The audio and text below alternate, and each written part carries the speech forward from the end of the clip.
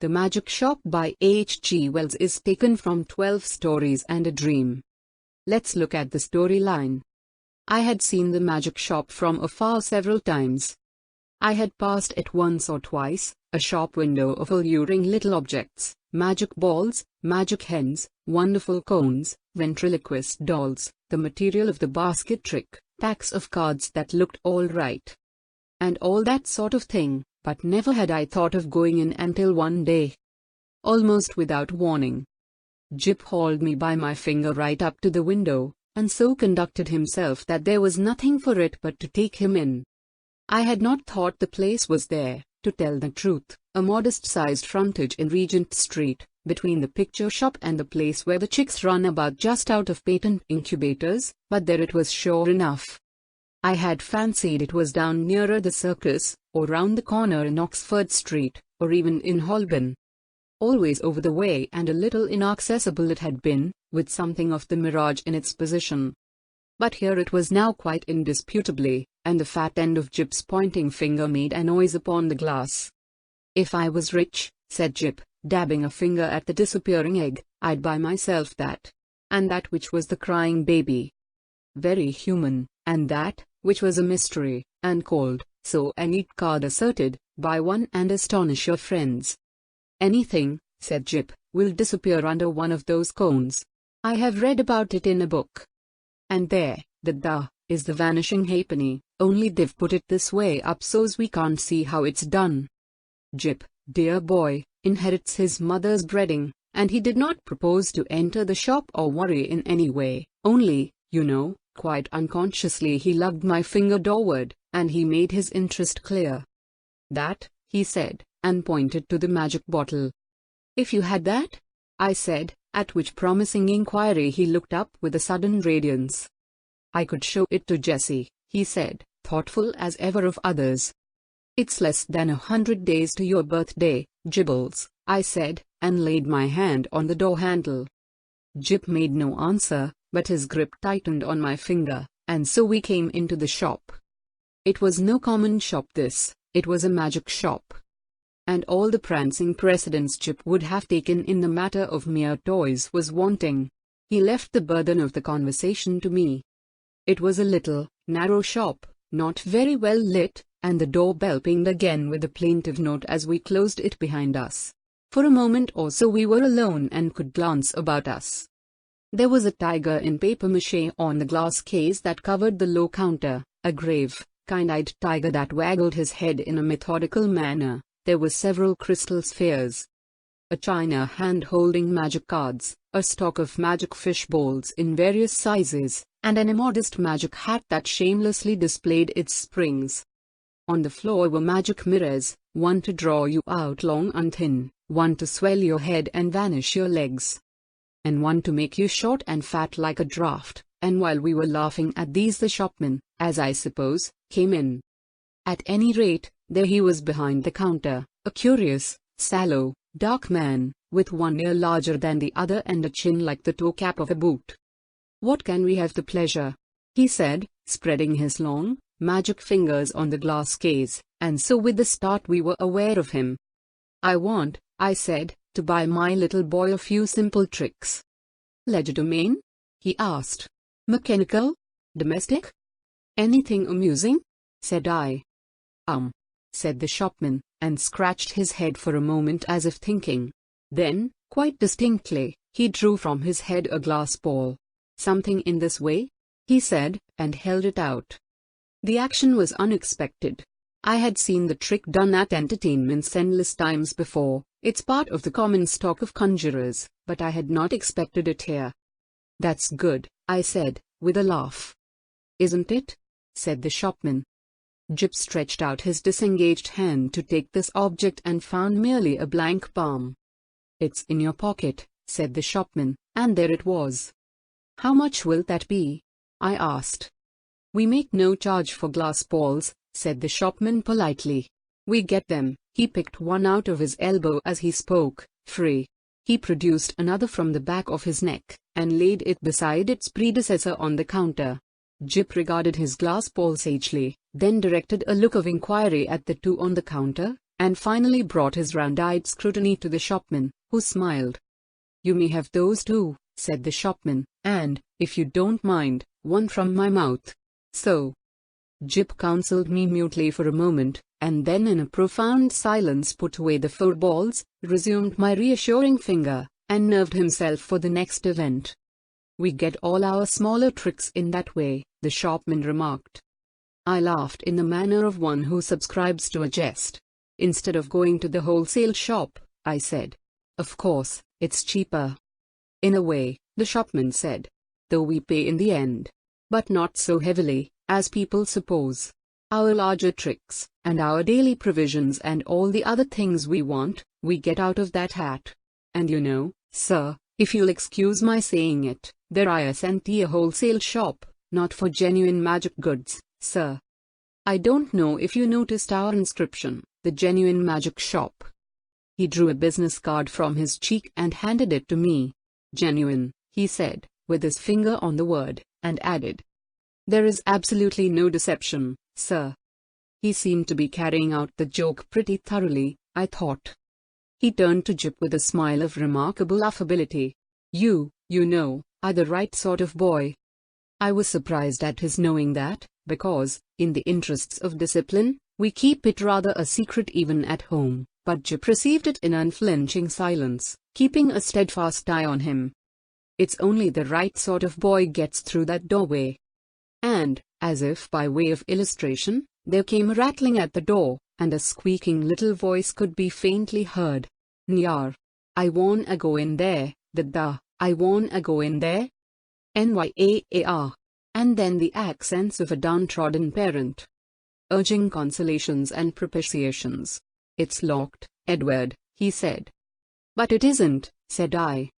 "It is, sir," said the shopman, "always, for that sort of child," and as he spoke we had a glimpse of the other youngster, a little, white face, pallid from sweet eating and over-sapid food, and distorted by evil passions. A ruthless little egotist, pawing at the enchanted pane. "It's no good, sir," said the shopman, as I moved, with my natural helpfulness, doorward, and presently the spoilt child was carried off howling. "How do you manage that?" I said, breathing a little more freely. "Magic," said the shopman, with a careless wave of the hand, and behold, sparks of colored fire flew out of his fingers and vanished into the shadows of the shop. "You were saying," he said, addressing himself to Jip, "before you came in, that you would like one of our buy one and astonish your friends boxes?" Jip, after a gallant effort, said yes. "It's in your pocket." And leaning over the counter, he really had an extraordinarily long body, this amazing person produced the article in the customary conjurer's manner. "Paper," he said, and took a sheet out of the empty hat with the springs. "String," and behold his mouth was a string box, from which he drew an unending thread, which when he had tied his parcel he bit off, and, it seemed to me, swallowed the ball of string. And then he lit a candle at the nose of one of the ventriloquist's dummies, stuck one of his fingers, which had become sealing wax red, into the flame, and so sealed the parcel. "Then there was the disappearing egg," he remarked, and produced one from within my coat breast and packed it, and also the crying baby, very human. I handed each parcel to Jip as it was ready, and he clasped them to his chest. He said very little, but his eyes were eloquent, the clutch of his arms was eloquent. He was the playground of unspeakable emotions. These, you know, were real magics. Then, with a start, I discovered something moving about in my hat, something soft and jumpy. I whipped it off, and a ruffled pigeon, no doubt a Confederate, dropped out and ran on the counter, and went, I fancy, into a cardboard box behind the papier-mâché tiger. "Tut, tut," said the shopman, dexterously relieving me of my headdress, "careless bird, and, as I live, nesting." He shook my hat, and shook out into his extended hand 2 or 3 eggs, a large marble, a watch, about half a dozen of the inevitable glass balls, and then crumpled, crinkled paper, more and more and more, talking all the time of the way in which people neglect to brush their hats inside as well as out, politely, of course, but with a certain personal application. "All sorts of things accumulate, sir. Not you, of course, in particular. Nearly every customer. Astonishing what they carry about with them. The crumpled paper rose and billowed on the counter more and more and more, until he was nearly hidden from us, until he was altogether hidden, and still his voice went on and on. We none of us know what the fair semblance of a human being may conceal, sir. Are we all then no better than brushed exteriors, whited sepulchres? His voice stopped, exactly like when you hit a neighbor's gramophone with a well-aimed brick. The same instant silence, and the rustle of the paper stopped, and everything was still. Have you done with my hat? I said, after an interval. There was no answer. I stared at Jip, and Jip stared at me, and there were our distortions in the magic mirrors, looking very rum, and grave, and quiet. I think we'll go now, I said. Will you tell me how much all this comes to? I said, on a rather louder note, I want the bill, and my hat, please. It might have been a sniff from behind the paper pile. Let's look behind the counter, Jip, I said. He's making fun of us. I led Jip round the head-wagging tiger, and what do you think there was behind the counter? No one at all. Only my hat on the floor, and a common conjurer's lop-eared white rabbit lost in meditation, and looking as stupid and crumpled as only a conjurer's rabbit can do. I resumed my hat, and the rabbit lolloped a lollop or so out of my way. "Da," said Jip, in a guilty whisper. "What is it, Jip?" said I. "I do like this shop, da." So should I said to myself, if the counter wouldn't suddenly extend itself to shut one off from the door. But I didn't call Jip's attention to that. "Pussy," he said, with a hand out to the rabbit as it came lolloping past us. "Pussy, do Jip a magic." And his eyes followed it as it squeezed through a door I had certainly not remarked a moment before. Then this door opened wider, and the man with one ear larger than the other appeared again. He was smiling still, but his eye met mine with something between amusement and defiance. "You'd like to see our showroom, sir," he said, with an innocent suavity. Jip tugged my finger forward. I glanced at the counter and met the shopman's eye again.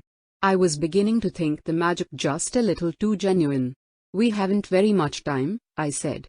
But somehow we were inside the showroom before I could finish that. "All goods of the same quality," said the shopman, rubbing his flexible hands together, "and that is the best. Nothing in the place that isn't genuine magic, and warranted thoroughly rum. Excuse me, sir." I felt him pull at something that clung to my coat sleeve, and then I saw he held a little, wriggling red demon by the tail. The little creature bit and fought and tried to get at his hand, and in a moment he tossed it carelessly behind a counter. No doubt the thing was only an image of twisted India rubber, but for the moment. And his gesture was exactly that of a man who handles some petty biting bit of vermin. I glanced at Jip, but Jip was looking at a magic rocking horse. I was glad he hadn't seen the thing. I said, in an undertone, and indicating Jip and the red demon with my eyes, "You haven't many things like that about, have you?" "None of ours."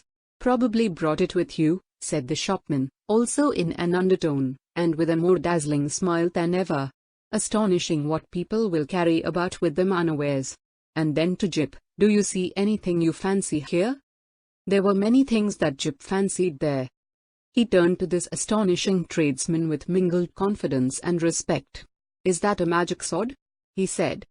"A magic toy sword. It neither bends, breaks, nor cuts the fingers.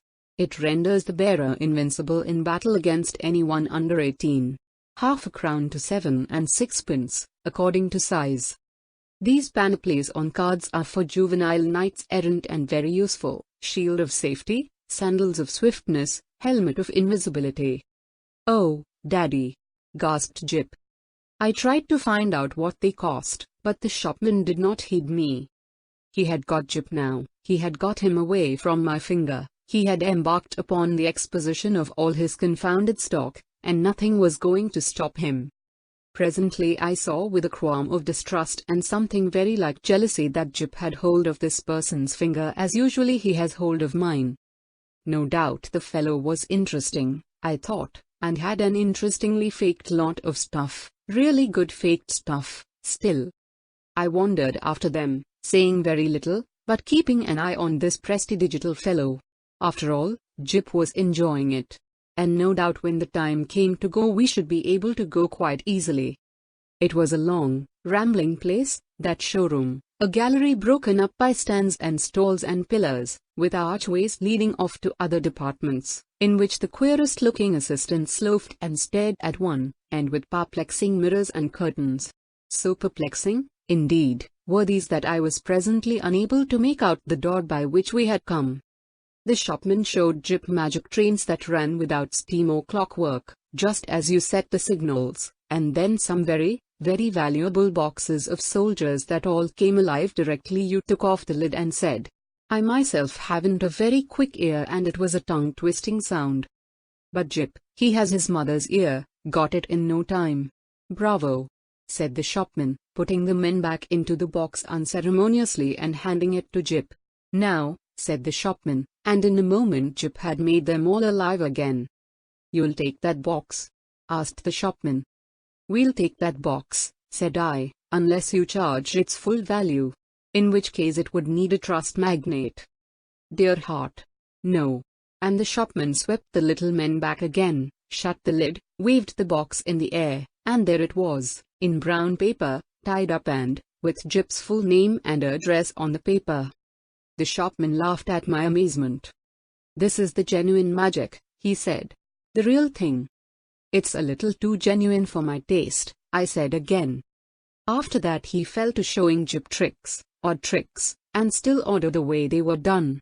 He explained them, he turned them inside out, and there was the dear little chap nodding his busy bit of a head in the sagest manner. I did not attend as well as I might. Hey, presto, said the magic shopman, and then would come the clear, small hey, presto, of the boy. But I was distracted by other things.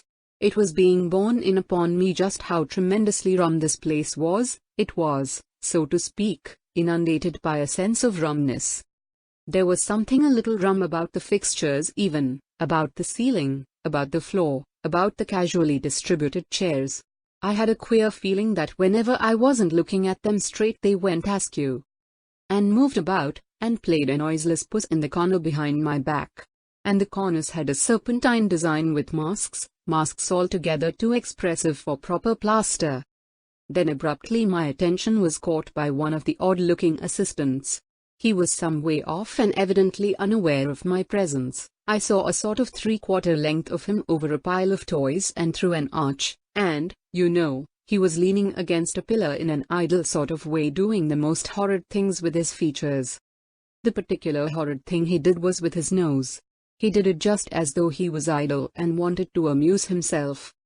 First of all, it was a short, blobby nose, and then suddenly he shot it out like a telescope, and then out it flew and became thinner and thinner until it was like a long, red, flexible whip. Like a thing in a nightmare it was. He flourished it about and flung it forth as a fly fisher flings his line. My instant thought was that Jip mustn't see him. I turned about, and there was Jip quite preoccupied with the shopman, and thinking no evil. They were whispering together and looking at me. Jip was standing on a little stool, and the shopman was holding a sort of big drum in his hand. Hide and seek, that cried Jip. Yohi. And before I could do anything to prevent it, the shopman had clapped the big drum over him. I saw what was up directly. Take that off, I cried, this instant. You'll frighten the boy. Take it off. The shopman with the unequal ears did so without a word, and held the big cylinder towards me to show its emptiness. And the little stool was vacant. In that instant my boy had utterly disappeared. You know, perhaps, that sinister something that comes like a hand out of the unseen and grips your heart about. You know, it takes your common self away and leaves you tense and deliberate. Neither slow nor hasty, neither angry nor afraid. So it was with me. I came up to this grinning shopman and kicked his stool aside. Stop this folly, I said. Where is my boy? You see, he said, still displaying the drum's interior, there is no deception.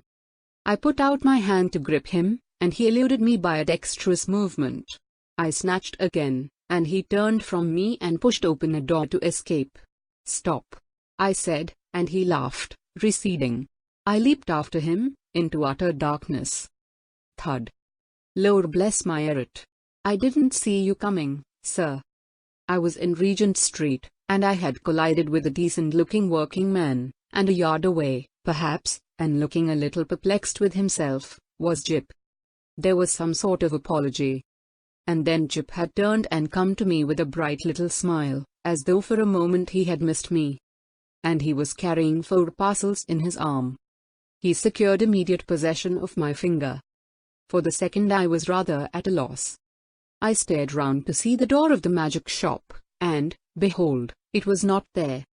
There was no door, no shop, nothing, only the common pilaster between the shop where they sell pictures and the window with the chicks. I did the only thing possible in that mental tumult. I walked straight to the curbstone and held up my umbrella for a cab. "Hansoms," said Jip, in a note of culminating exultation. I helped him in, recalled my address with an effort, and got in also. Something unusual proclaimed itself in my tailcoat pocket, and I felt and discovered a glass ball. With a petulant expression, I flung it into the street. Jip said nothing. For a space neither of us spoke. "Dada," said Jip, at last, "that was a proper shop." I came round with that to the problem of just how the whole thing had seemed to him. He looked completely undamaged, so far, good. He was neither scared nor unhinged. He was simply tremendously satisfied with the afternoon's entertainment, and there in his arms were the 4 parcels. Confound it! What could be in them? I said. Little boys can't go to shops like that every day. He received this with his usual stoicism, and for a moment I was sorry I was his father and not his mother, and so couldn't suddenly there, coram publico, in our hansom, kiss him. After all, I thought, the thing wasn't so very bad. But it was only when we opened the parcels that I really began to be reassured. 3 of them contained boxes of soldiers, quite ordinary lead soldiers, but of so good a quality as to make Jip altogether forget that originally these parcels had been magic tricks of the only genuine sort. And the 4th contained a kitten, a little living white kitten, in excellent health and appetite and temper. I saw this unpacking with a sort of provisional relief. I hung about in the nursery for quite an unconscionable time. That happened 6 months ago. And now I am beginning to believe it is all right. The kitten had only the magic natural to all kittens, and the soldiers seem as steady a company as any colonel could desire. And Jip. The intelligent parent will understand that I have to go cautiously with Jip. But I went so far as this one day. I said, "How would you like your soldiers to come alive, Jip, and march about by themselves?" "Mine do," said Jip. "I just have to say a word I know before I open the lid." "Then they march about alone?" "Oh, quite, Dada. I shouldn't like them if they didn't do that." I displayed no unbecoming surprise, and since then I have taken occasion to drop in upon him once or twice, unannounced, when the soldiers were about. But so far I have never discovered them performing in anything like a magical manner. It's so difficult to tell. There's also a question of finance. I have an incurable habit of paying bills. I have been up and down Regent Street several times, looking for that shop. I am inclined to think, indeed, that in that matter honor is satisfied, and that, since Jip's name and address are known to them, I may very well leave it to these people, whoever they may be, to send in their bill in their own time. End of the story. Thank you.